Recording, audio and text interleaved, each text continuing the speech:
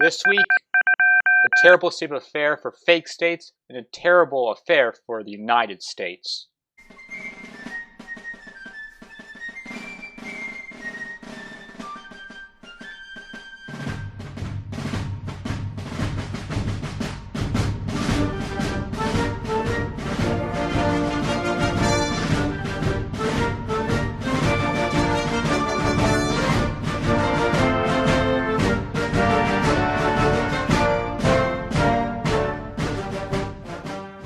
But first, an attack on Fort Mccree. If you remember, Fort Pickens is controlled by the Union in the southern part of Florida. Well, Fort Mccree sits exactly opposite of it and defends Pensacola Bay. General Bragg of the Confederacy had tried to take Fort Pickens, unsuccessfully though. Well, now it's the Union's shot. They will send 2 ships to bombard Fort Mccree and hopefully blow it to smithereens. On the morning of the 22nd, the USS Richmond and the USS Niagara are sent out towards Mccree. They lay down an effective fire on it. Their shots riddle the breastworks. It is a terrifying onslaught for the Confederacy. But Mccree does not just die. They return very effective fire, heavily wounding the USS Richmond. But the fire from the naval ships is too much. And soon, Mccree goes silent. They have not the ability to return fire. But, as luck will have it for them, night has fallen.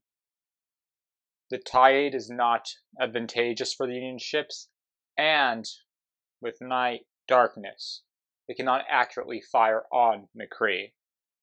As the Union ships leave, Fort Mccree sends word to General Bragg of the situation. And to summarize, they are exposed, they have not the ability to fight back. Can we please leave?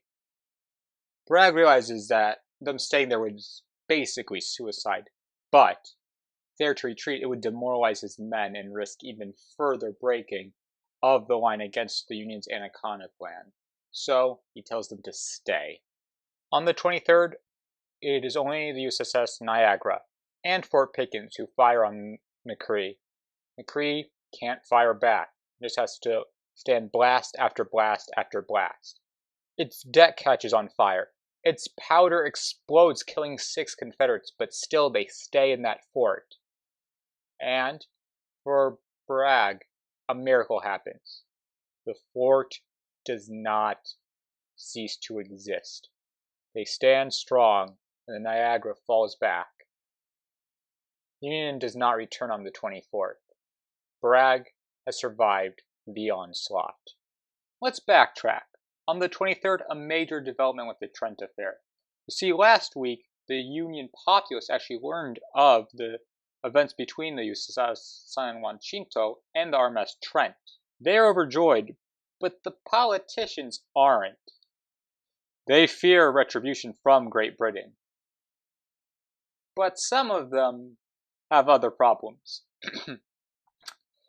Secretary of the Navy Gideon Welles claims that the seizure to be proper, only wishing the Trent had been seized and brought to a court. The U.S. representative in the UK is Charles Francis Adams, member of the prestigious Adams family.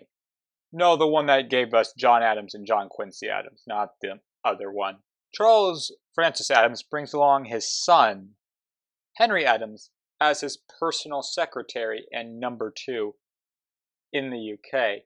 And from this, I have an interesting letter between Henry Adams and his brother, John Quincy Adams II, because coming up with new names is just too hard. Good God, what's got into you all? What in hell do you mean by deserting now the great principles of our fathers, by returning to the vomit of that dog Great Britain? What do you mean by asserting now principles against which every Adams has protested and resisted? You're mad, all of you! To honor Captain Wilkes, the governor of Massachusetts, John A. Andrews, throws a banquet. The same day as that banquet, the sort of state of West Virginia calls a constitutional convention in the only town where conventions happen in West Virginia, Wheeling. While the convention has just been called, the topic of slavery is already being debated. More on this convention in the coming weeks. On the 27th, we're going to have to go off of my map because the RMS Trent arrives in Great Britain. And the British are not pleased with USS Juan Chinto taking the two commissioners. Lord Palmerston had already warned Charles Adams about seizing any diplomats on British ships. And they want their old colony back. The War of 1812 is in recent memory, and Britain just has the weight to start another war.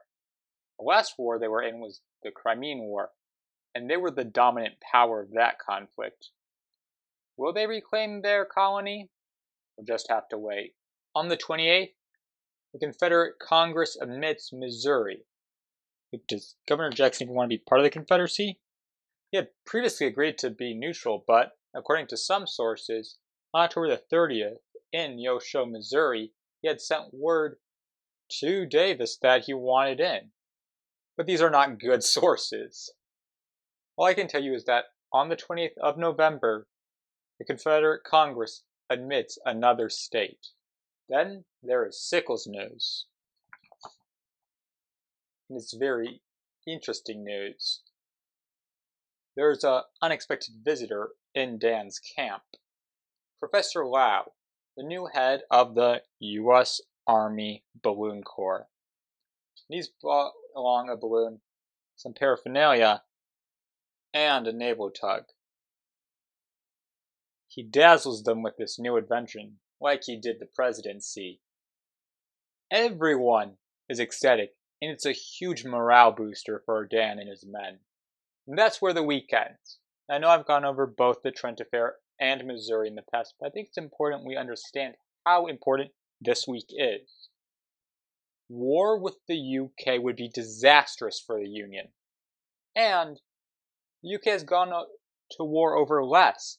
The Anglo-Persian War from 1856 to 1857 was over Persia claiming one of their own cities that just happened to declare independence. And they went to war. But it's unlikely that the UK would go to war right now. But if the US mishandles this affair, it's not impossible. But to Missouri, there is good news for the Union. I know. How is the state seceding good news? Well, if you remember, back in May there was the Price-Harney Treaty, signed on the 11th. But this treaty was, of course, broken. Missouri was supposed to be neutral. St. Louis was supposed to be for the Union. But Brigadier General Nathaniel Lyon realized that Major General Sterling Price wanted to integrate his militia with the Confederacy. So, after receiving evidence that he got himself when he dressed up as an old woman and went into their camp, he attacked. And while he had evidence, and this evidence will be proven correct a couple years from now,